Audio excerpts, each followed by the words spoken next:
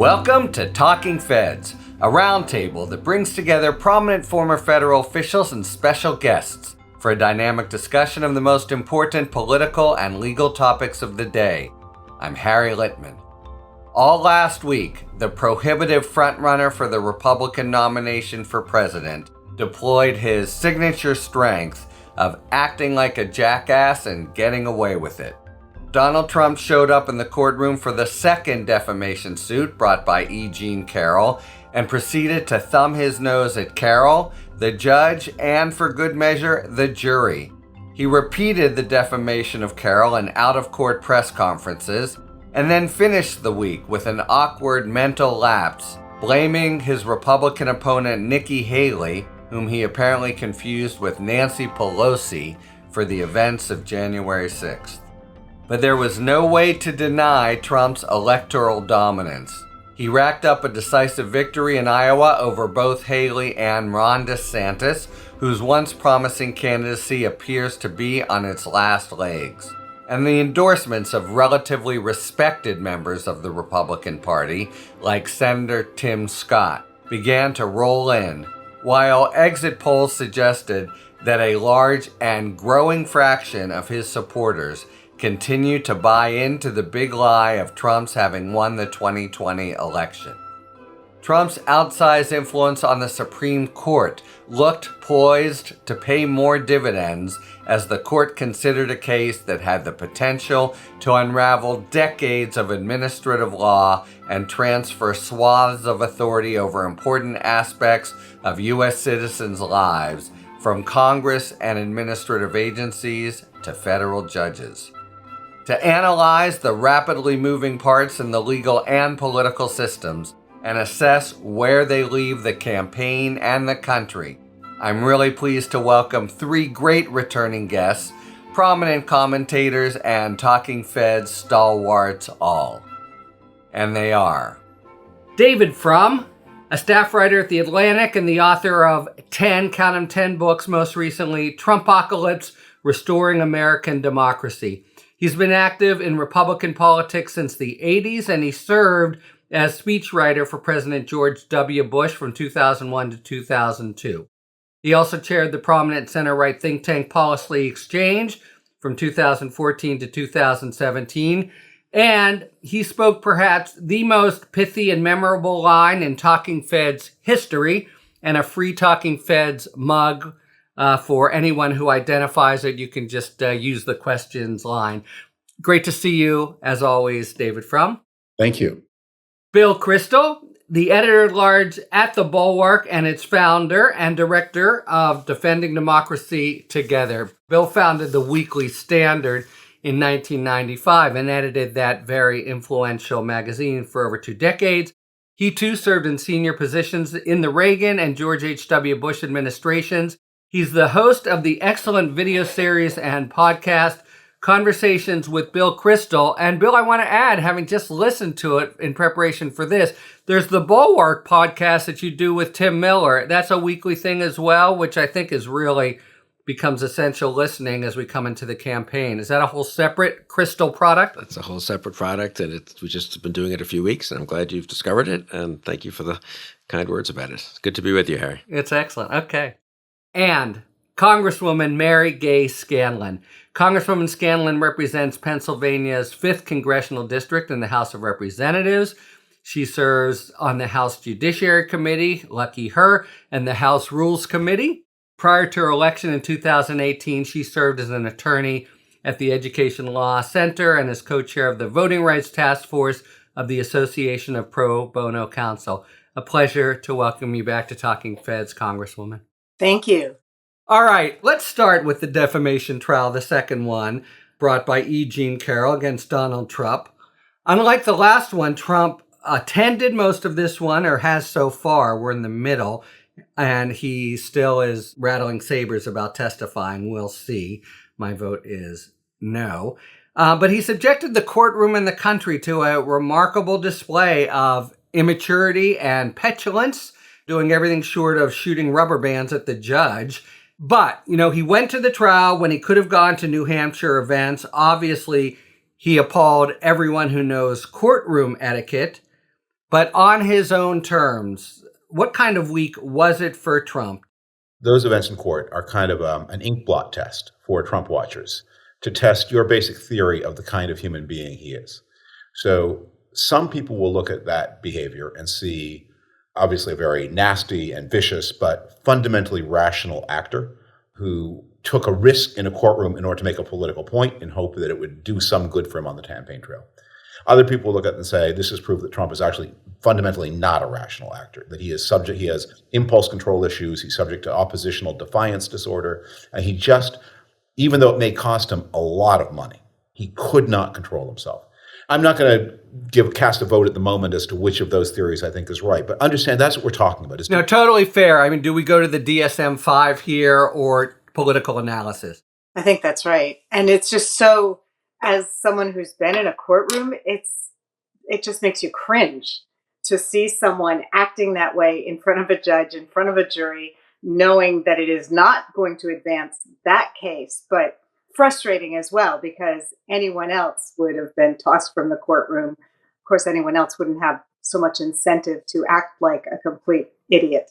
There is this weird dynamic where like a mistrial, which is normally you're risking, would be just ducky for him. Yeah, well, he seemed to be courting it when he kind of taunted the judge to toss him. I mean, I think he's a combination, I think, of the two aspects that David mentioned. He's a kind of cleverness and self-interest, and he can be pretty disciplined in pursuing that at times. And in other ways, he's obviously got personality issues and impulse control issues, and he's a narcissist and all kinds of other things. They're not mutually exclusive. There have been plenty of people who've done a heck of a lot of damage to the world who are psychotic narcissists, but also pretty clever about acquiring power and exercising it and being an effective demagogue. And I kind of think that's what he is. And in this case, I mean, the big story of the week, obviously, is that he won Iowa by 30 points, not the court trial. We'll get there. Yeah. I know, but I'm saying, so the notion that he had a bad week because he, right. Some stuff that was not on television really in some courtroom in New York, I think is a little dubious. And I'd also say, look, I mean, he's been very clever over the years. I mean, decades of being a con man, if I can say this honestly, of staying out of court, buying people off, intimidating people. And here he found himself in court, and he's already lost one case, and that's the second. I don't quite know, in a way, from his point of view, what was he going to gain by being more polite? A lower judgment on punitive damages, which in any case might get reduced and on appeal. Does he care at this point? He can raise so much more money than he needs to pay that judgment in about an hour online. Whereas he does get some benefit of perhaps getting a mistrial or perhaps discrediting Ms. Carroll or doing whatever he can to appeal to his base. I mean, I could argue it either way. My only thing is, I think it's a big, generally speaking, whether or not he's got all kinds of problems in his personality and character and psyche, it doesn't make him less dangerous. I guess I'm not saying anyone said that. David didn't say that. But there are some people who are kind of so into ridiculing Trump that they forget that he's an extremely dangerous character, however badly he handles himself in court for a few hours in a civil trial. Just to comment on that, I mean, this too is consistent with the political genius theory and the DSM-5 theory. But Bill, for your benefit, since you're the one non-lawyer on the panel, when you're in court and people do those stage whispers and whatever, you know that's pretty jerk-off behavior. But the guy got up and strode out of the courtroom at the end of the day before the jury stood up. That's just like, I don't know, like reading a 19th century novel and you're stunned by the terrible, he didn't ask her to dance, and we're in the 20th century here. But still, I do want to report that, man, that's about as bad as it gets. Yeah, you're sort of in Downton Abbey land there, Ted. Yeah, it's totally true, right? I'm just going to say this, knowing nothing about this, never, thank God, having been like in that situation in a civil trial or anything, and not being a lawyer or as a defendant or plaintiff or anything.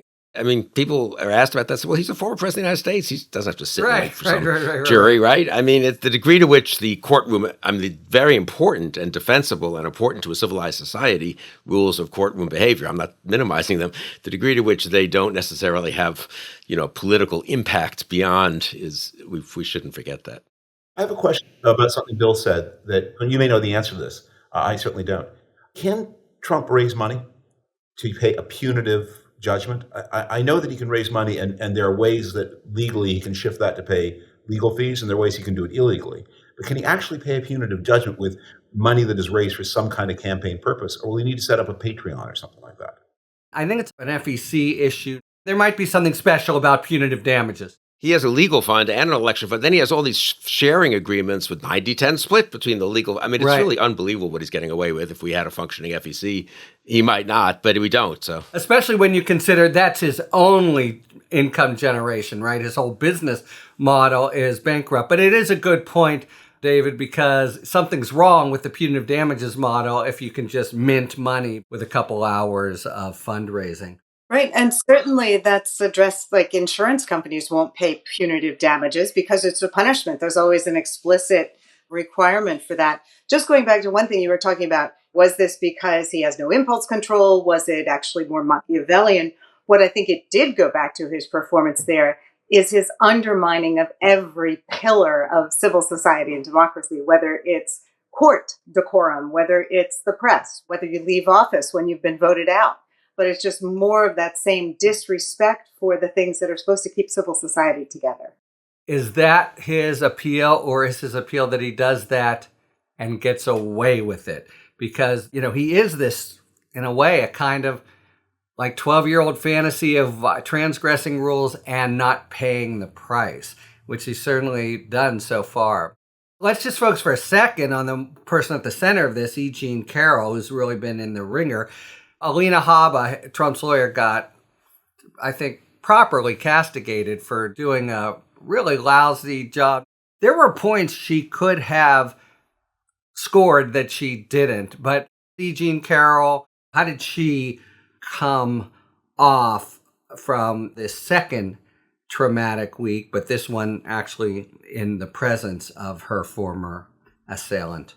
Did he succeed, again, maybe in the popular mind, in making her seem unsympathetic?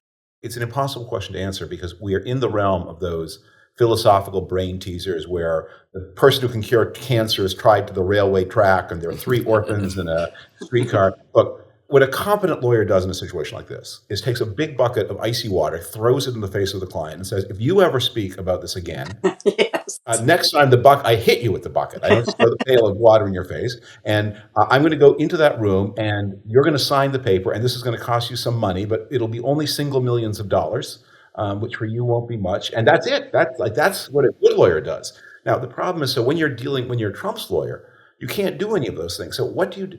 Like when someone says, I've lost this case on summary judgment.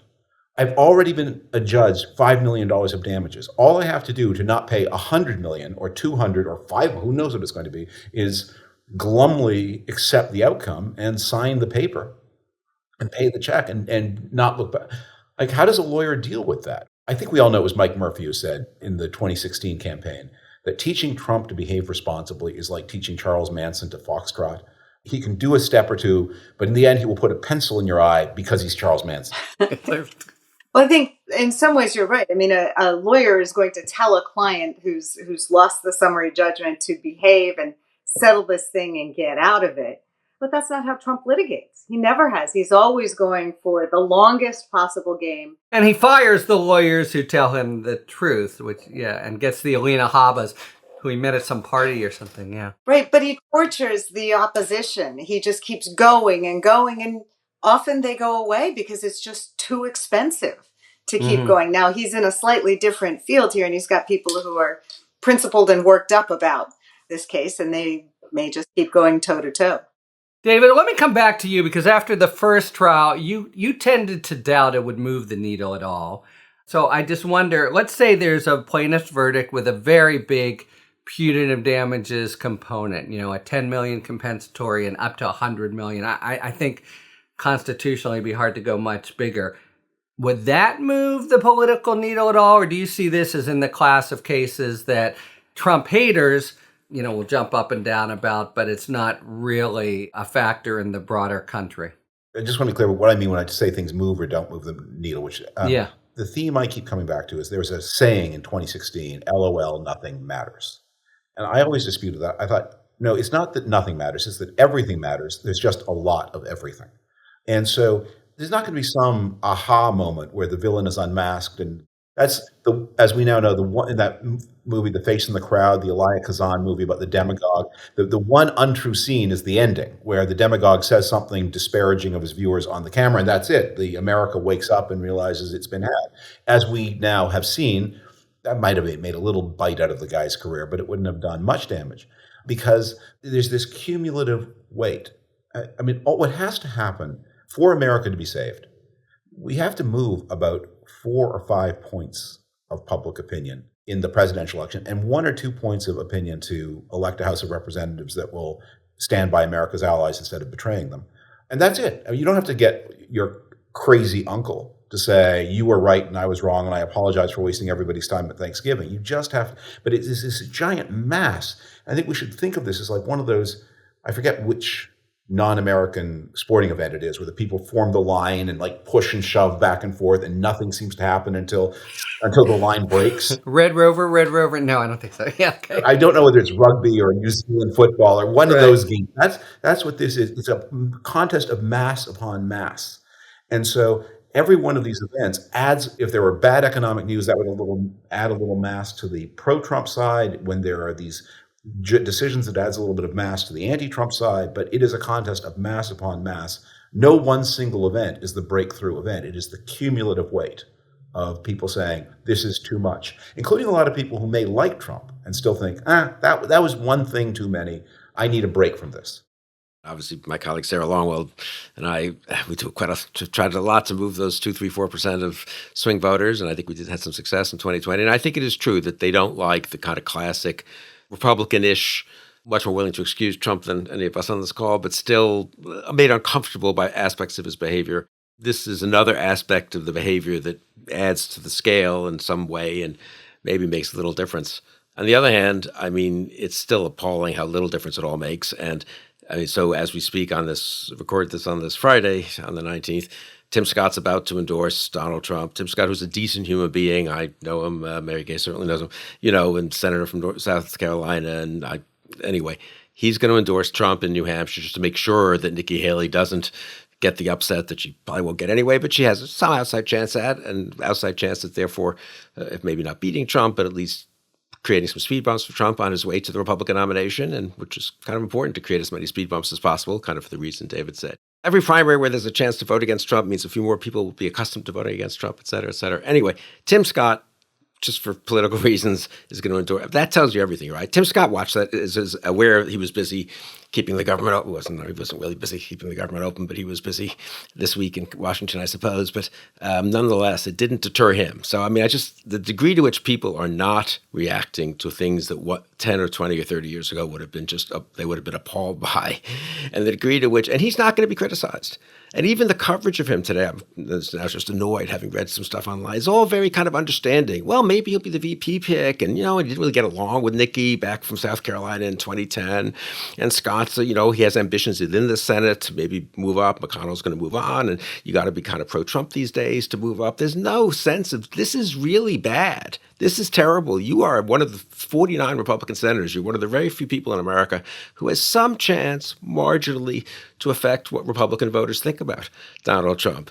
And no one's saying, I would have said he should support Nikki, but no one's even asking that. Just stay out of it, But he's got to affirmatively go up there, and those precisely the wavering voters that David mentioned up in New Hampshire are going to see that. They're not going to know much about Tim Scott, and maybe not many of them will move, but there's sort of a little bit of, okay, you know what? It's okay to be for Trump. Because look, there was this kind of annoying story out of New York. It looked like he behaved kind of badly, but here's a respectable senator who I saw earlier in the campaign who seems like a decent human being, and he says it's fine to be for Trump. So what's the problem? I mean, the degree to which the Republican establishment has the price we're paying for their pathetic, preemptive collapse and acquiescence to Trump is really great.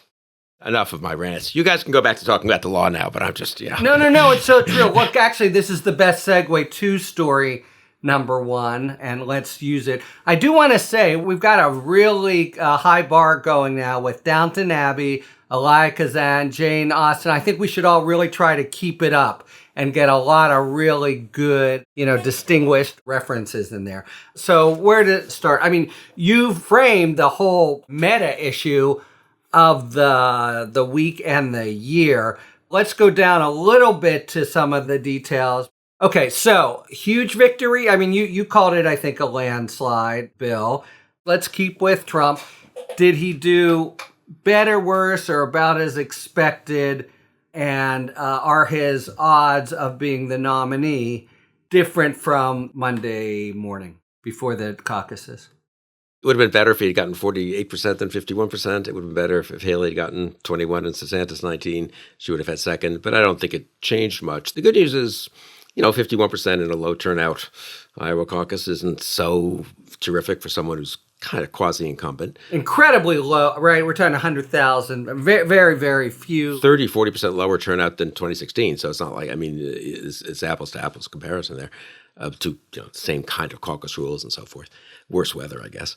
The bad news for me is the polls were basically right, actually, in Iowa, which suggests that the polls are kind of right nationally, maybe. And basically 60% of Republicans at this point are for Trump. There was a lot of campaigning in Iowa, which knocked that down to 50 because there were many, many more ads against him than anyone has seen anywhere else in the country.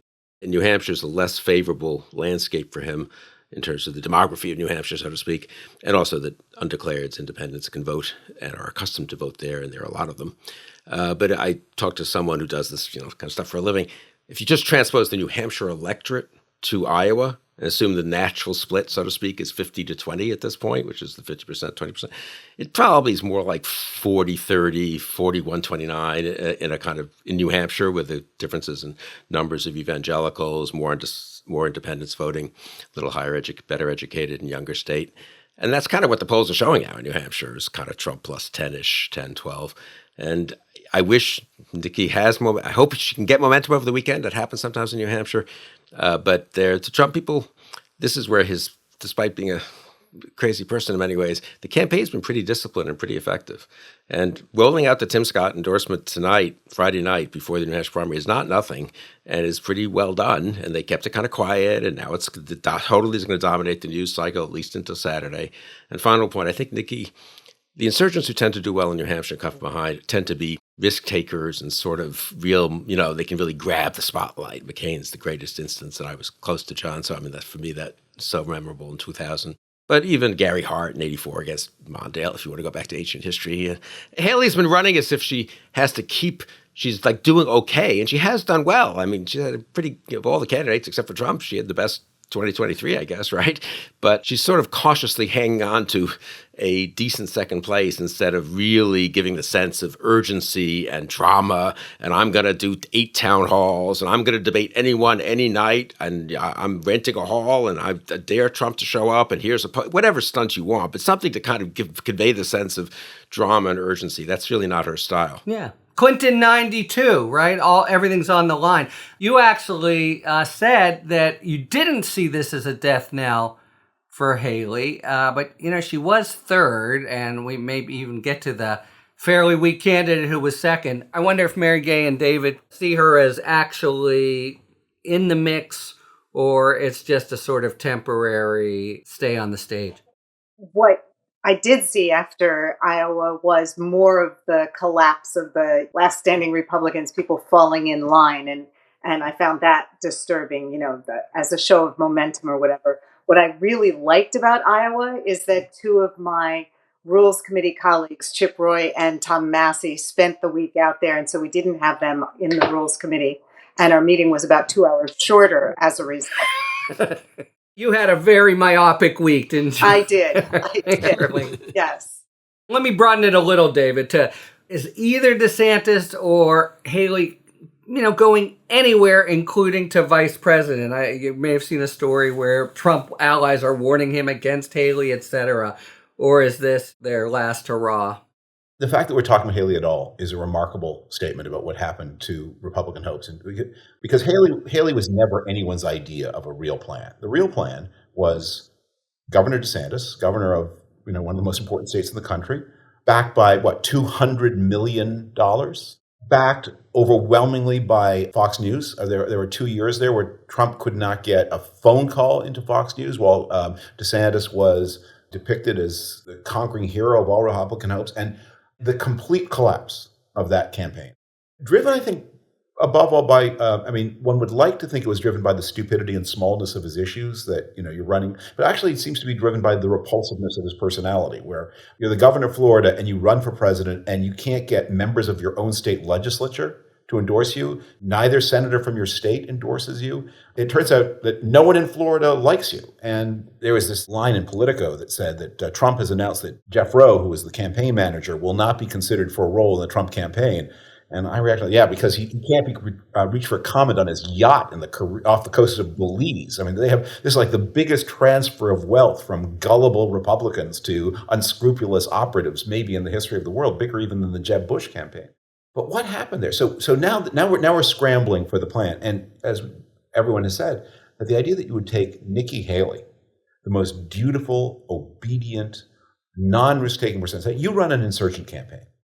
Is punctuality important to the insurgent campaign? No, not really. Is penmanship, neatness? I mean, she's a person with great talents, but her talents are not, I want you to go into that bear cave and wrench the baby from the bear's grip and save it while everyone cheers. That's not her. She would, well, I'll certainly organize the baby rescue committee. Happy to do that, chair the committee, do the fundraising, but I'm not going in and facing the bear by myself. No way. I think it's going to be difficult for a woman to run an insurgent campaign given the constraints that they have on the campaign trail. Just tossing that out there. Really? You wouldn't think that a woman would have, because she could say, I'm more different, I'm more unusual, I'm already a different kind of Republican. Right. They haven't been that supportive of that different type of Republican, though.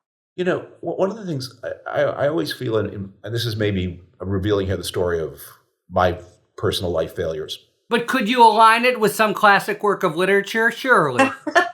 Whenever in my life I've had to make a big bet on something, I've always thought, okay, if I lose, how do I want to lose? Why do I want to lose? And I think this applies in politics too, that most political campaigns fail. So if you're going to lose, when you look back on it for all the many years of your life afterward, you want to look back and say, I lost. I said the things I wanted to say. I behaved in a way that I thought was appropriate.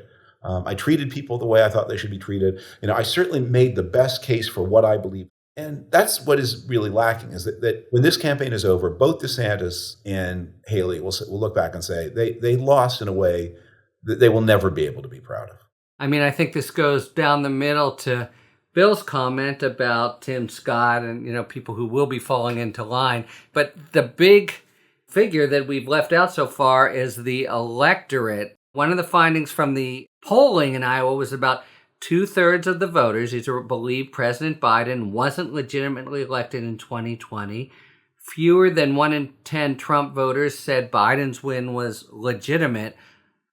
How is it happening that the Trump false narrative seems to be not just stable, but encroaching, advancing on rank and file Republicans? That, when you think ahead to the general, is a really foreboding development, it seems to me.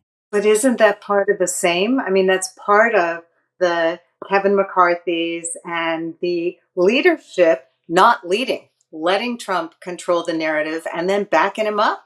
I mean, it's bad that 2/3 are very bad. That 2/3 of Republicans believe in the big lie. On the other hand, Trump's been pushing it for 3 years, and in some ways you could argue for 7 years. He pushed it before against Hillary Clinton, remember, in 2016, and equivalent lies, let's put it that way.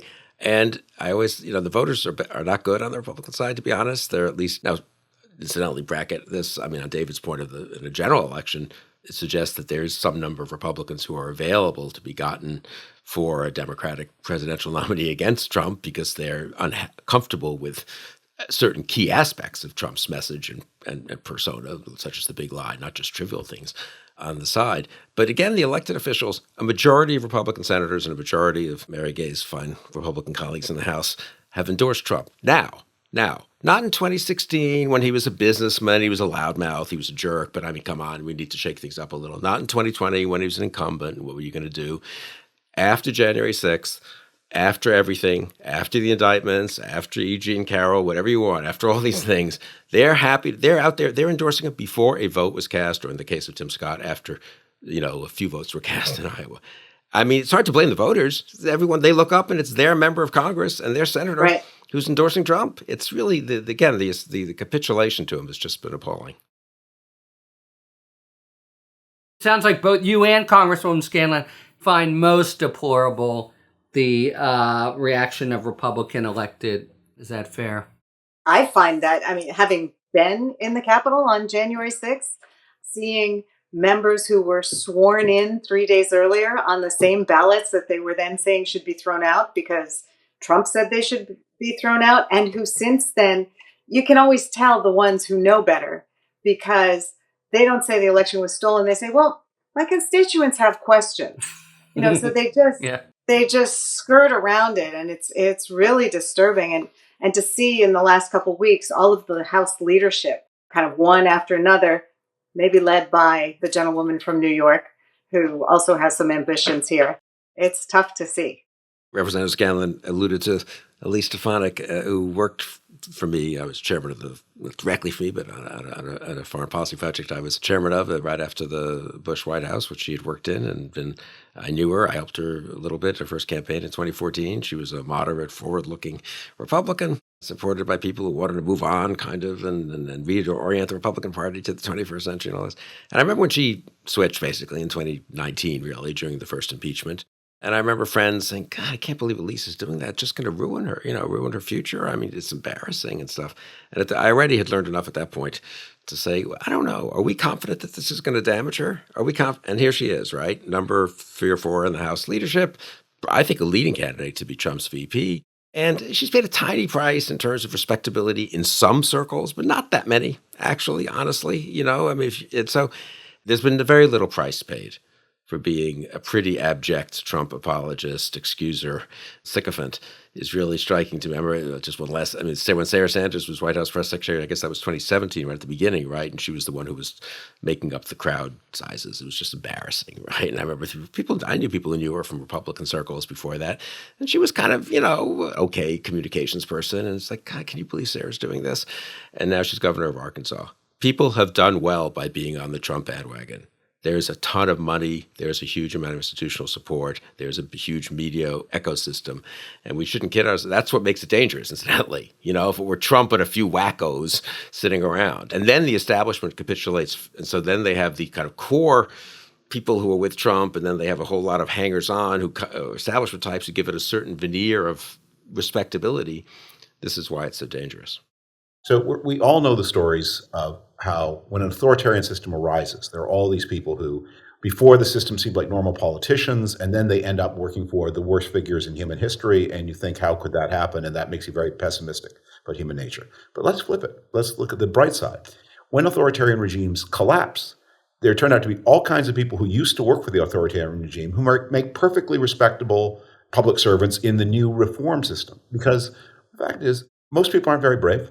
Most people aren't very principled. Most people like material comfort, and most people have very quiet consciences. This is the optimistic one. If you can build the structures of your politics right, you can elicit a lot of good behavior from people who, in other circumstances, would demonstrate bad behavior.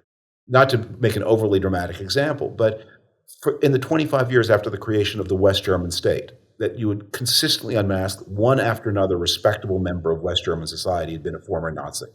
Well, even former Nazis can go on to become loyal servants of the West German state.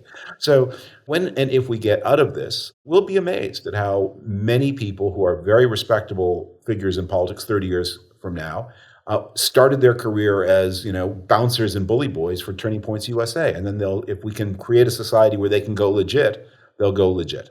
Yeah, the trouble with the system we're in now is even if we beat Trump, if I can say we, if Trump loses in 2024, it'll be by 4 points, 5 points. Presumably the House will be close. Maybe the Democrats will take it back. Maybe they'll win the Senate by a seat. We haven't had the decisive. We haven't had 1945. We haven't had the Nuremberg trials. We haven't had denazification. We need a crushing defeat to have the outcome that David is totally correct. I expect, and my colleague Jonathan Glass has said this over and over, but if there's ever a decent Republican Party and conservative movement again, we're not going to be the ones everyone says, oh, that's great, you guys come back and be key parts of it. It's going to be the bouncers for Turning Point USA who have kind of cleaned up their act, and it's going to be the Tim Scotts and people who've sort of accommodated but kind of get away with it, and then they're okay, and it's going to be all of Representative Scanlon's colleagues in the House who have kind of kept quiet and kept their heads down and are decent human beings. And Tom Cole I've known for 30 years, and Mike Gallagher I helped at the beginning, and they're not privately like Trump, but they certainly haven't stood up against him. It'll be good for the country if we have a Republican Party led by those people. But you still, to even get to that, I think you need to have a really crushing defeat of Trump and Trumpism. And that's just, we haven't even come close to.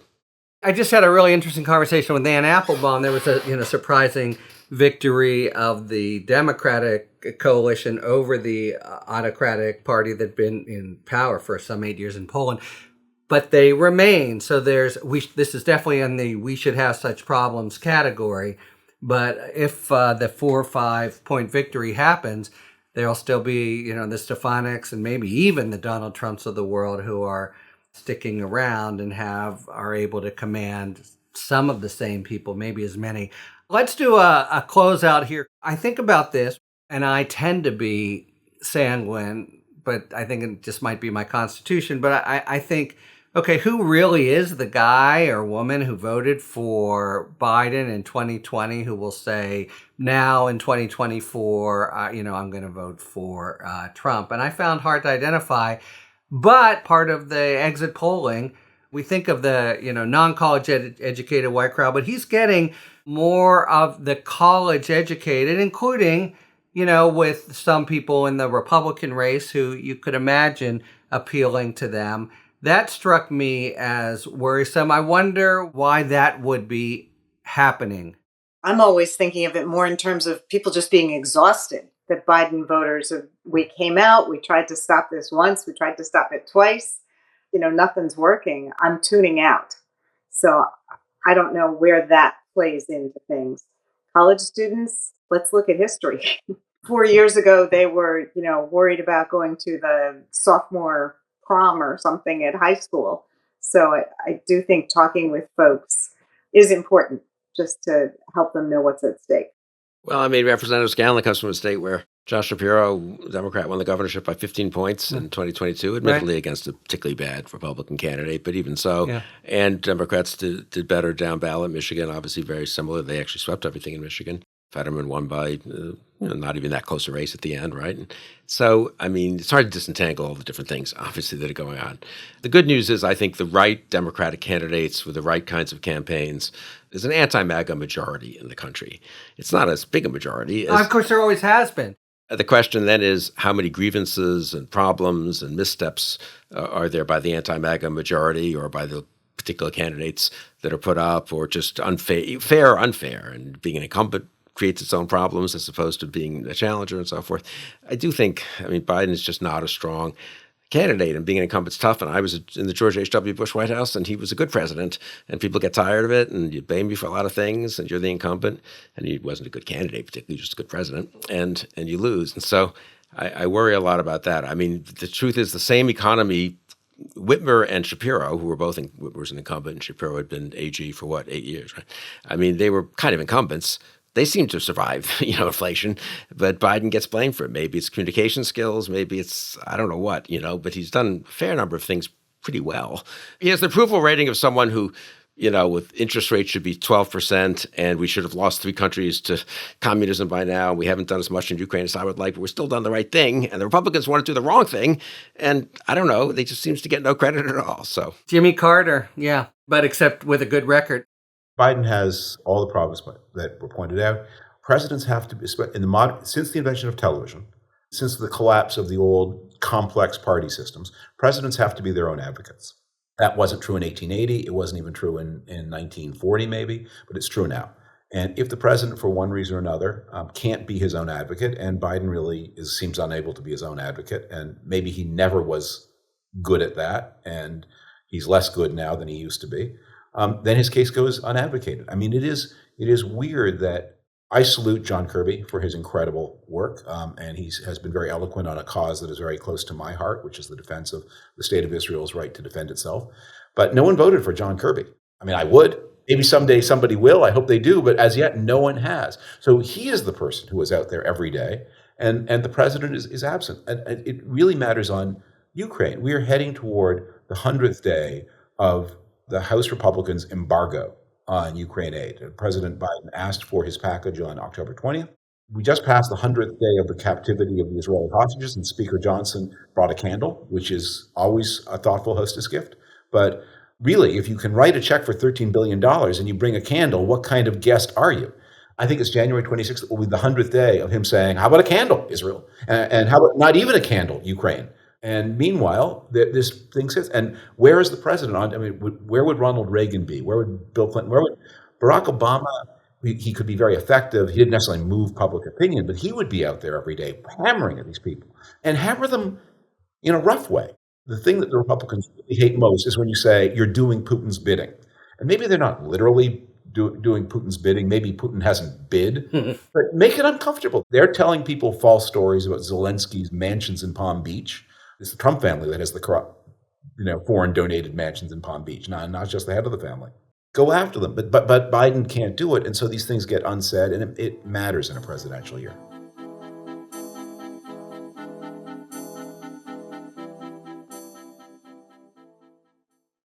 All right, it is now time for a spirited debate brought to you by our sponsor, Total Wine and More. Each episode, you'll be hearing an expert talk about the pros and cons of a particular issue in the world of wine, spirit, and beverages. Thanks, Harry. In today's spirited debate, we break out the 3 types of vodka to see if there's a clear difference.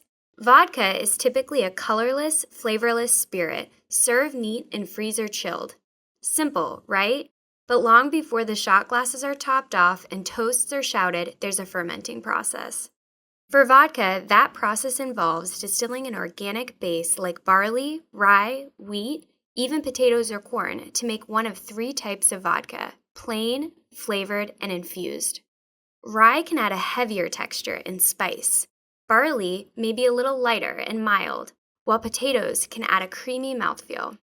Unflavored is the simplest and most traditional form of vodka, with a mixture of 40% ethanol and 60% water.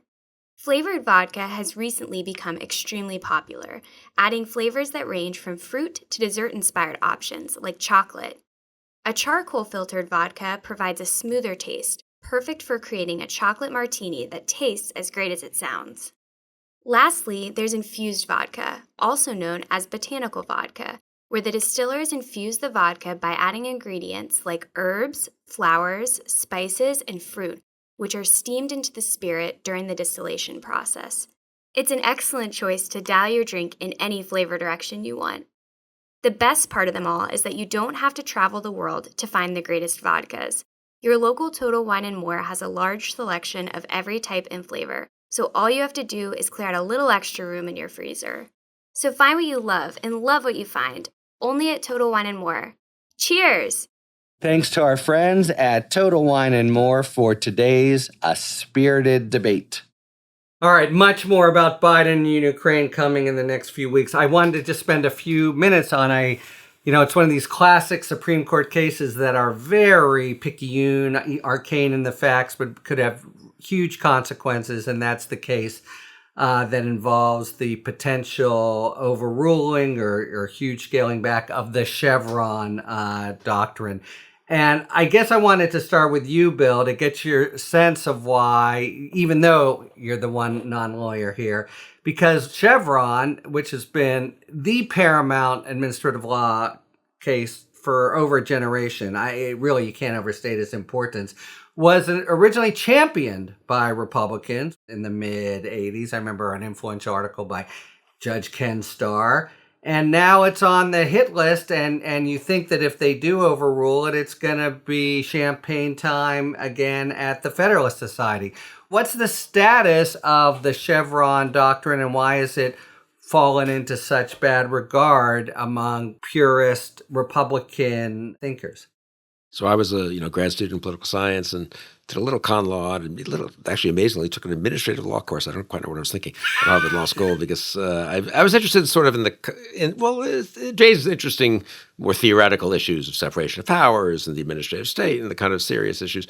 And my teacher was Richard Stewart, who I guess ended up being an extremely famous. I didn't know I was just a 24-year-old kid, administrative law and environmental expert, and died pretty recently, I think. So in those days, conservatives were for judicial restraint. Chevron is a judicial restraint case, and you got to let these, if Congress passes vague legislation, the agencies have to interpret it. If Congress wants to rein them in, of course Congress can. It's just statutory interpretation here. But meanwhile, the courts do not have the expertise to do this. We can't have random district judges or even appellate or Supreme Court justices just kind of trying to second guess factual determinations about the right standards for emissions from some coal plant or whatever, But that was the kind of conventional wisdom, I think, in the mid-'80s, 84, when Chevron came down. And that's why I think it was kind of almost a unanimous court, incidentally. Chevron lost the case. They get their name on the case. But, of course, the EPA and the Natural Resources Defense Council, I think it was, won the case against Chevron, which also puts the lie to what Justice Gorsuch was just saying.